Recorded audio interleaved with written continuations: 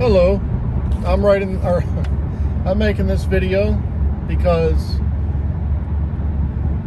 I'm thinking the movie Twisters is coming out, and there's quite a few people that are going to be like, oh, I want to do some storm chasing. And if you're one of those people, I encourage you to do the storm chasing because it's a great and rewarding thing to do, but also give you some things to think about before embarking on storm chases. Number one, it's definitely a labor of love, a passion, a hobby. That can be expensive. I mean, gas can add up real quick. That's my biggest expense during trips.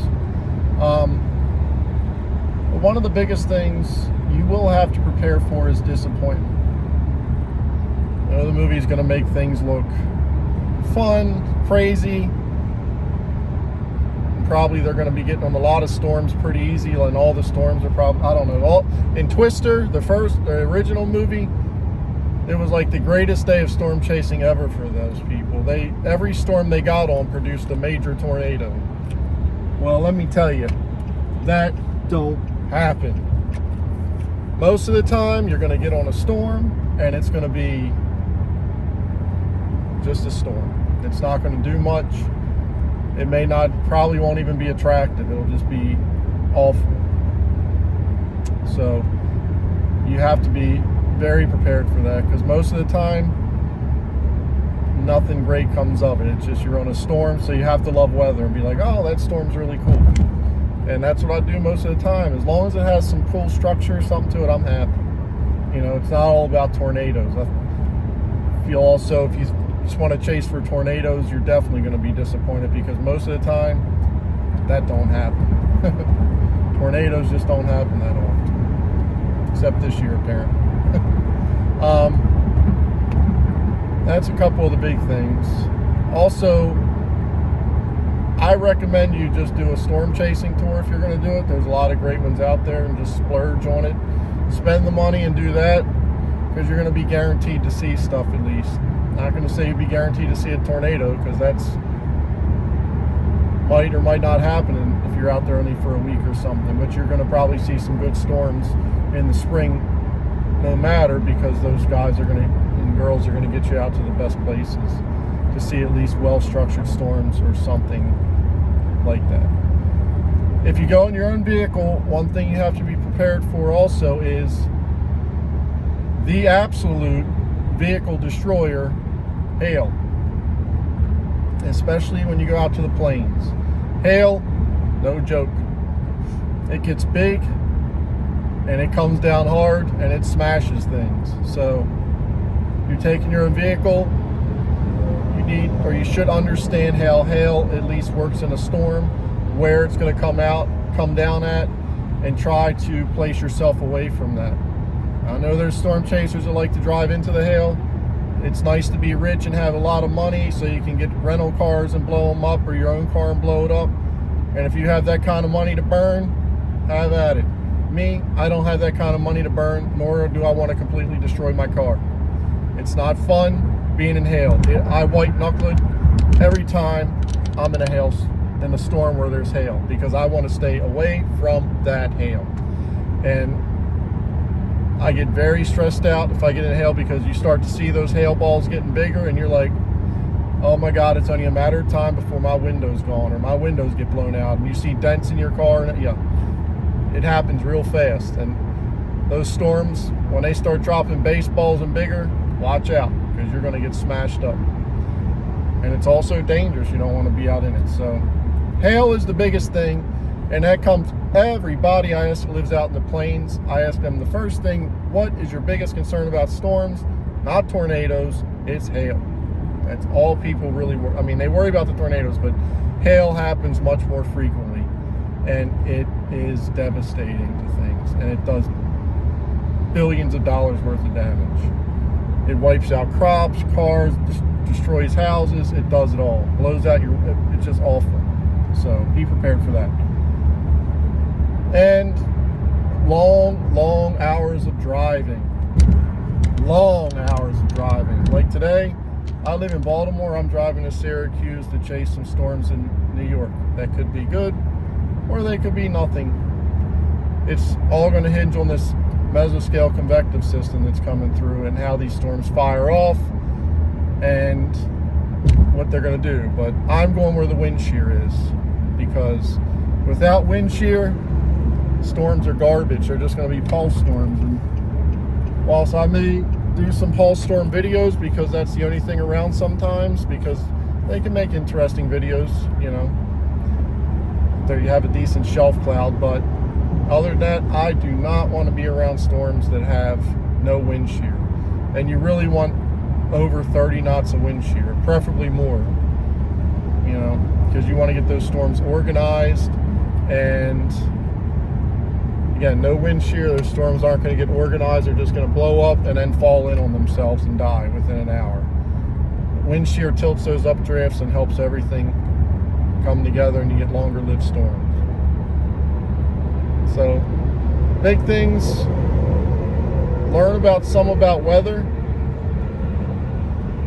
taking long drives, and be prepared for disappointment.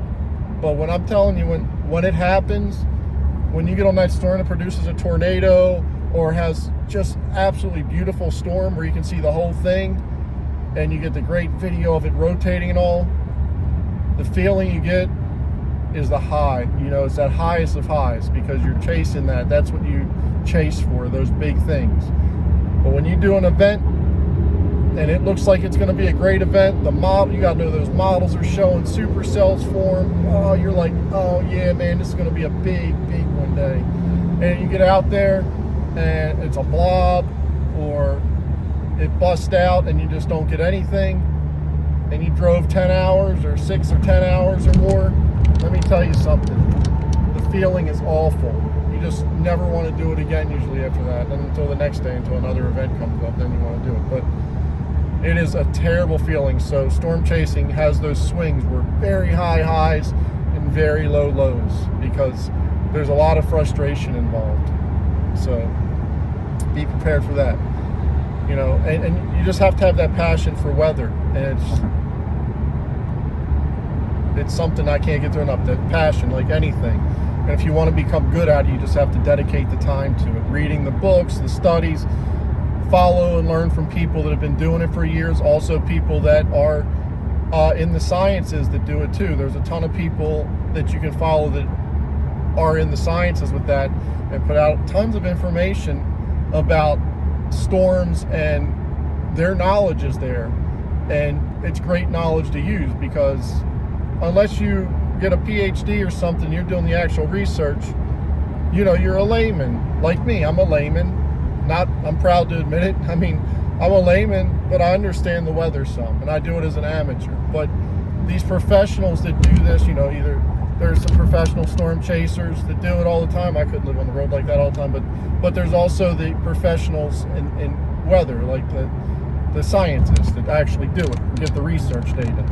Definitely follow them and listen to what they're saying. Plus, there's guys, you know, they're going to be long. You get guys that give longer range forecasts, guys that deal with storms in general, short range. You want all those people you want to follow, because they're going to give you a lot of information, and it's great. Your National Weather Service, Storm Prediction Center, and all that, great people in there. They're the best in the world. Our National Weather Service, especially, you know, I follow people like the Storm Prediction Center, who I use a lot, best in the world. They rarely get the storm setups wrong. I mean, once in a while they may, but it's going to happen because it's the weather.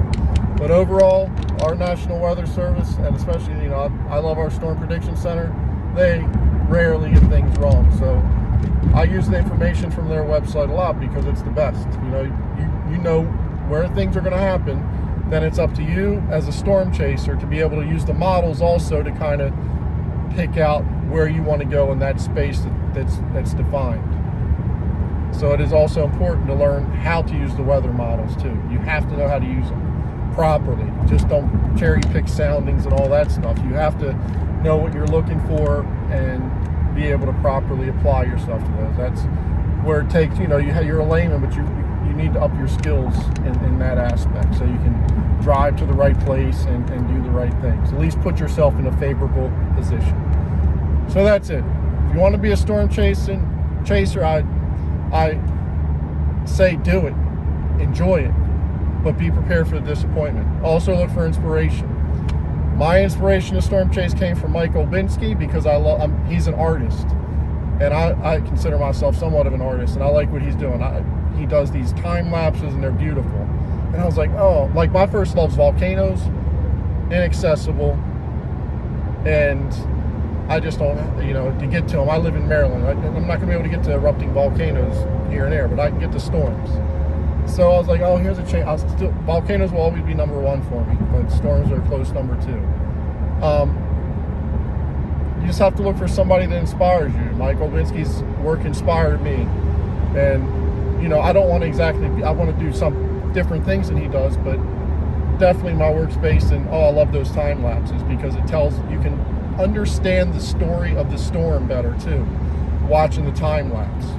Because if it's in real time, you're not going to see it rotating you'll see the tornado because that's going, but the whole storm overall, you're not going to see the rotation until it's lapsed, time lapse. And oh wow, there it is. The whole thing, you see the whole thing rotating, or you see how the clouds move through the atmosphere and how things happen. So look for somebody that's inspiring, does great work, and kind of use them as a guide to what you actually want to do and how you want to build your hobby, storm chasing hobby / career or whatever.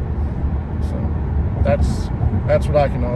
Like I said, there's a lot to learn, but it can be very rewarding if done right.